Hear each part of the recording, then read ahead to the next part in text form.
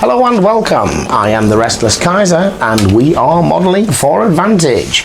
So today we're going to have a look at another Tanks expansion unboxing, this time for the British iconic desert tank, the Crusader. Let's get this box open, see what we got. Well, straight off the bat I can see that the plastic is green. I got the L-Alamein starter set and that had yellow plastic. I'm not sure how I feel about that. We'll come to that maybe a little bit later. Let's start with the box art then. We've got the Crusader tank, painted model on the cover with the appropriate tank markings. It's what you would expect. Still like the fact that they show us painted models rather than commissioned box art or so forth, because you've got an idea of genuinely what you're going to get. Lovely little assembly there for it. I've built a few of these now and they go together really quite easily. I don't remember any particular problems with the ones I put together. So, the highly mobile Crusader tank was a mainstay of the British forces during the North Africa campaign. The high speed allowed for the tank to fire on the move and strike at the weakest side armour of German tanks. However, when caught out in the open, it could be easier prey to heavier enemy tanks. We get one unassembled Crusader tank, one Crusader tank card, a hero card, 2 upgrade cards and 2 crew cards. Pretty much the same as everything else. So the Crusader tank was one of it was the mid-war cruiser tank, having seen other versions of cruiser tanks not do so well. And I think one of the problems with the Crusader tank doctrine really is the British fundamentally got the idea wrong. They built cruiser tanks to fulfill a cavalry role in breakthrough, and well, the Germans were using a combined arms system and would frequently simply decoy British tanks onto anti-tank gun lines as they surged forward with inadequate support from infantry, artillery and other all-arms elements. The Crusader tank was especially fast because she has the Christie suspension, and you'll see when we look at a built model later, the space between the road wheels and the hull and the mudguards is really quite high. Each of these wheels is independently sprung. It takes up a lot of space inside the tank, but it gives a really high speed, especially off-road. When upgraded, this thing was something like 400 horsepower using the version of the V12 Liberty engine built by Morris Motors, and it's a very powerful tank in terms of speed, maneuverability, but it paid for that with armour and firepower. Because of the tank doctrine to fire on the move, the other problem potentially is the workload on the gunner. With the Crusader 2, it was still a 3-man turret, but when they upgraded with the Crusader 3 and the 6-pounder took up so much more room, there was a problem with space in the turret, and you end up having 2 guys, the commander also functioning as the loader.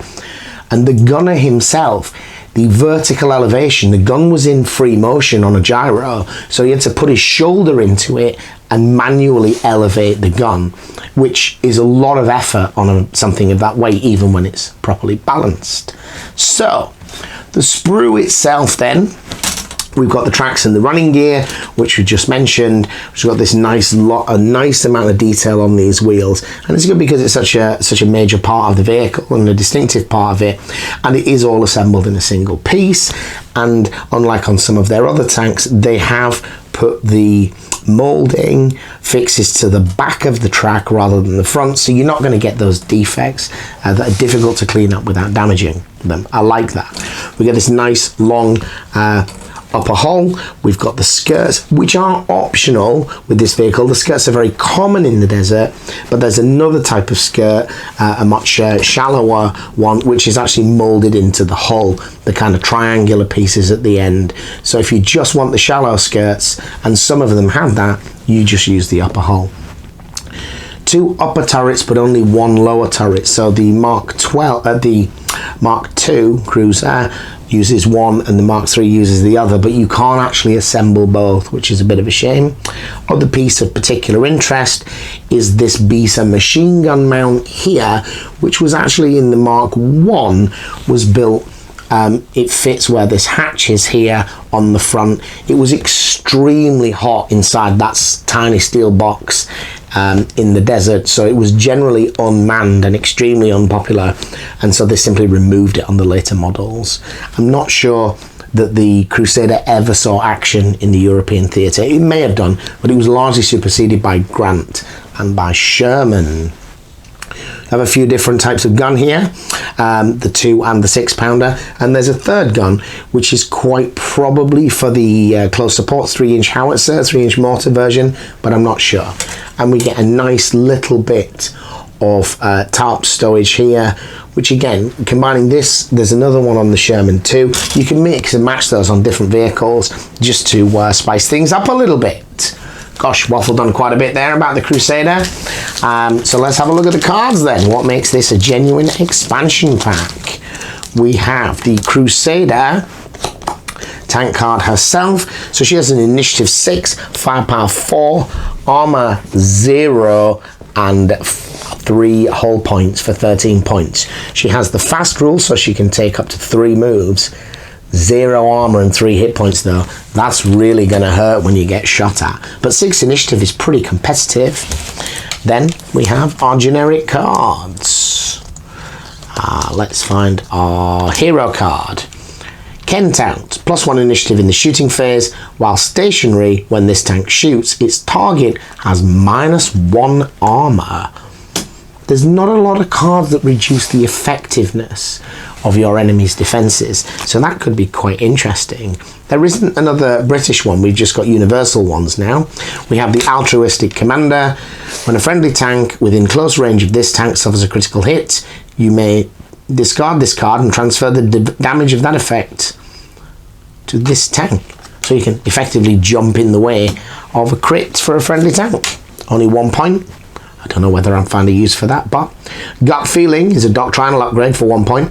Discard this card and re-roll any 1 die rolled by this tank. That is definitely worth a point if you've got a spare doctrine. Extra ammunition we've seen several times before.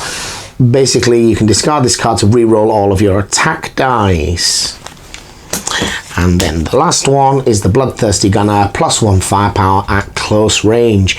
If you're going to use these tanks, and firepower 4 is perfectly competitive, you're planning to use the high mobility, because for 13 points you could get some armor and an extra hit point. That was the Crusader tank. We show you some stills of the completed model and the cards in closer detail for you to have a look. Thank you for watching.